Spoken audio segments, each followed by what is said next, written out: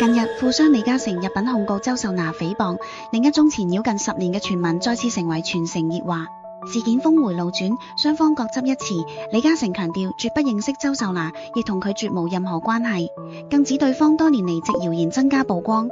周秀娜則表示深感委屈，強調自己同樣係網絡謠言嘅受害者。事實上，周秀娜早喺舊年以唯一一次公開談論事件同埋澄清，明確表示完全唔認識李嘉誠。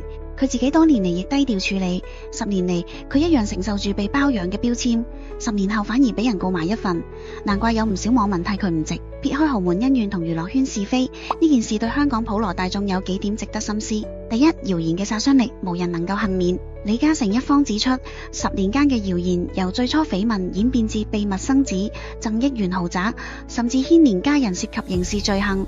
呢個說明網絡謠言一旦發酵，受害者不論貧富都會承受巨大壓力。李嘉誠自然沉默，反被解讀為默認，呢個正正反映清者自清喺網絡時代並非萬全之策。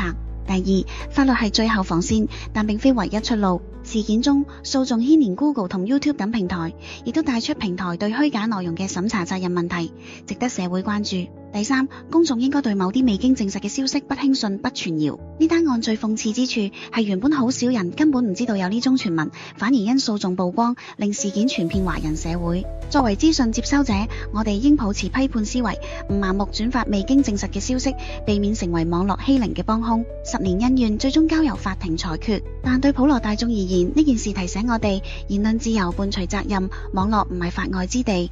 而面對謠言，作為名人、富人或者藝人，沉默不一定係最佳選擇，適時澄清，依法維權先至係保護自己嘅方法。